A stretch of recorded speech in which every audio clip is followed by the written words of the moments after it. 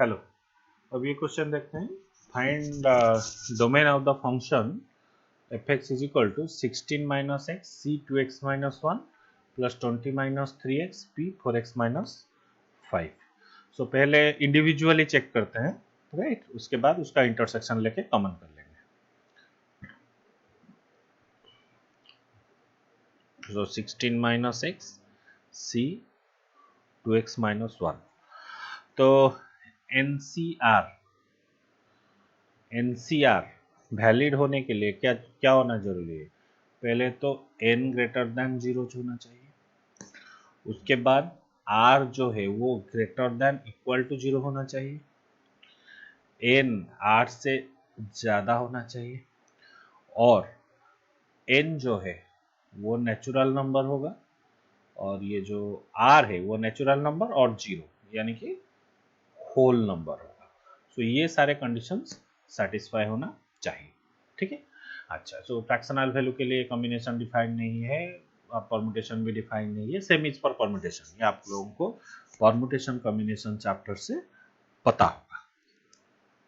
सो चलिए पहले n greater than 0, that means 16 minus x greater than 0। सो अगर 16 minus x is greater than 0, so x is less than 16, मान लिया ये equation 1। वैसे 2x minus 1 greater than equal to 0, that implies x is greater than or equal to 1 by 2।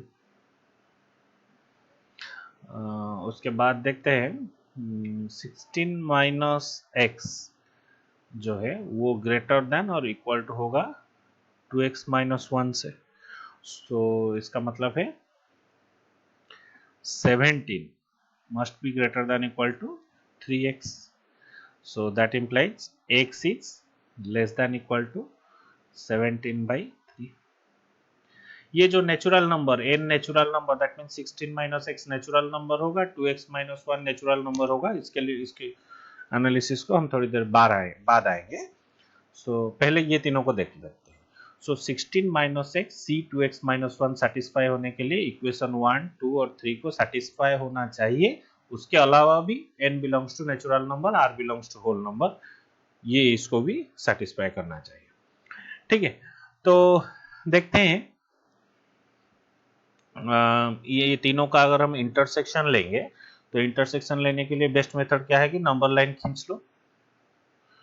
पहला तो है 16, equation 1 के हिसाब से 16 से छोटा मतलब 16 से इस तरफ, 1/2 से ज्यादा बड़ा, दिस इज योर 16, 1/2 से बड़ा यानी कि 1/2 इंक्लूडेड इस तरफ, और 17/3 means your 5 point something।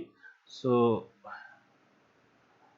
This is your 17/3, x less than equal to, that means 17/3 is included और इससे छोटा।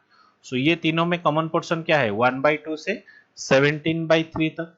तो यहाँ पे हम लिख लेते हैं 1/2 less than equal to x less than equal to 17/3। मान लिया ये है इक्वेशन ए। जिस हिसाब से हमने ये 16c 2x माइनस 1 का वैल्यू कैलकुलेट किया, उसी हिसाब से हमको क्या करना होगा ना, 20 minus 3x p 4x minus 5 का भी कैलकुलेट करना पड़ेगा, ठीक है।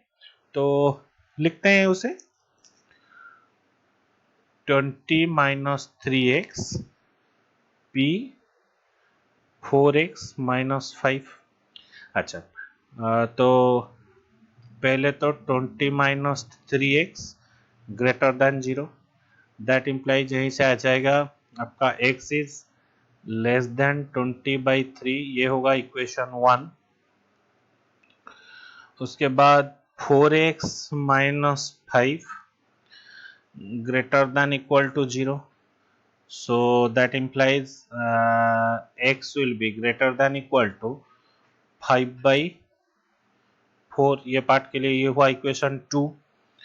और उसके बाद 20 minus 3x greater than equal to 4x minus 5, so which implies your 25 is greater than equal to 7x, which implies x is less than equal to 25/7.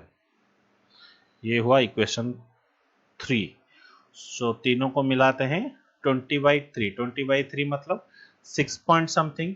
सो मान लिया यहाँ पर है 20/3.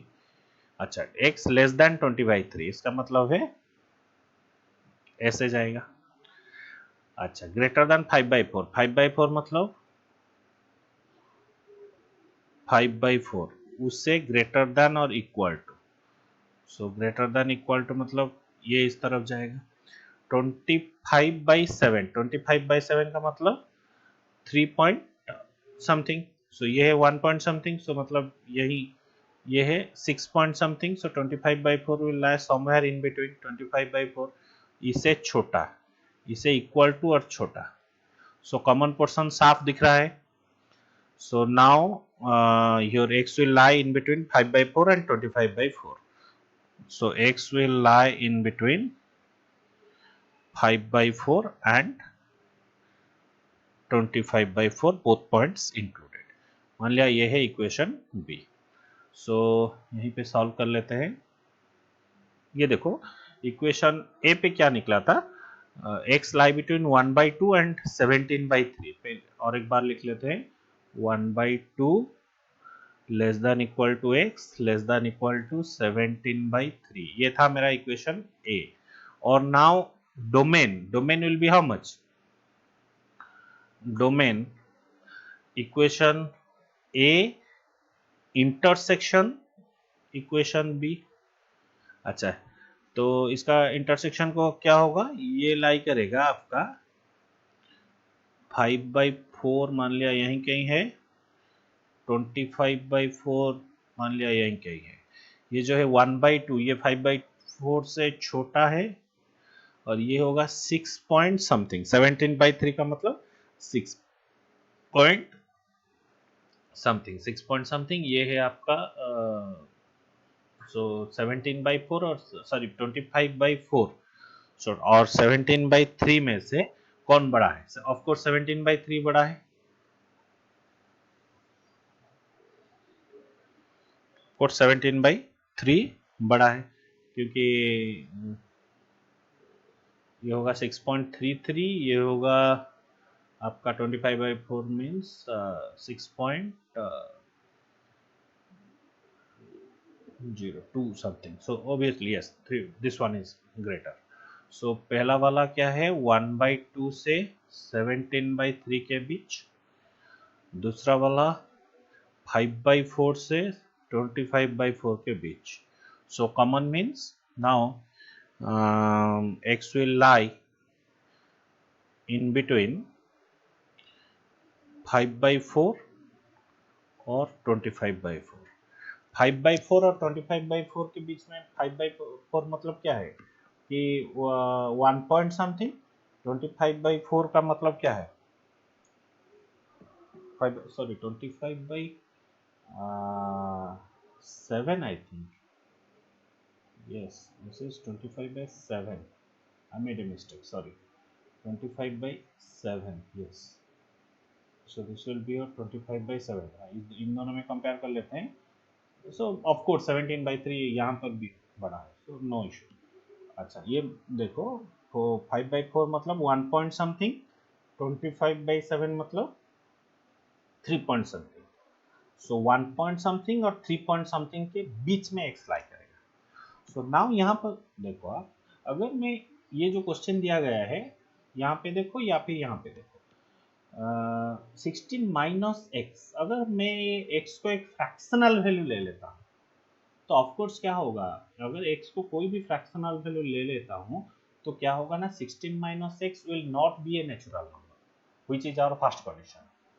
सो 16 माइनस एक्स 2x माइनस 1 इसको नेचुरल नंबर और ये इसको whole number रहने के लिए, इसको नेचुरल नंबर रहने के लिए x का मतलब x का वैल्यू कोई भी पॉजिटिव इंटीजर होगा.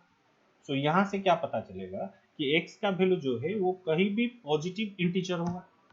और आप ये देखो इससे अगर हम x का वैल्यू कोई भी पॉजिटिव इंटीजर लेते हैं तो only x belongs to sorry x is equal to क्या होगा ना 2 और 3 दो पॉजिटिव इंटीजर आते हैं। अब आप देखिए कि दो पॉजिटिव इंटीजर में वेदर ऑल आर डिफाइंड, ये जो टर्म है अगर हम यहाँ पे दो रख भी लेते हैं तो दो this two are valid numbers. यहाँ पे भी अगर दो रख लेते हैं तो ये एक इंटीजर आ जाएगा, ये भी एक इंटीजर आ जाएगा, बोथ आर वैलिड नंबर्स। तीन भी रख लेते हैं तो ये एक इंटीजर आएगा, ये इंटीजर आएगा, ये इंटीजर आएगा, ये भी इंटीजर आएगा, पॉजिटिव इंटीजर्स सेटिस्फाई करेगा। So that means this is our domain. Final answer, final domain, which you can say this is your answer। और यहाँ पर आपको दिया भी जा सकता है कि फाइंड आउट द रेंज। अगर रेंज दिया गया तो क्या है कि डोमेन 2 3 होगा, तो आप एक काम कीजिए, तो रेंज का वैल्यू भी 2 पॉसिबल वैल्यूज आएगा। सो यहाँ पर 2 डाल दीजिए, f ऑफ 2 कैलकुलेट कर दीजिए, f ऑफ 3 x की जगह पे 3 डाल दीजिए, f ऑफ 3 कैलकुलेट कर दीजिए, जो दो वैल्यू आएगी वही आपका रेंज होगा। क्योंकि डोमेन में तो सिर्फ दो वैल्यू एक्सेप्ट करेगा, तो अल्टीमेटली ये क्वेश्चन को घुमा फिरा के अगर पूछना चाहे तो रेंज के हिसाब से पूछ सकता है। अगर घुमा फिरा के पूछना चाहे तो ये जो p है, p की जगह पे c रखकर पूछ सकता है। But every case answer is same, right?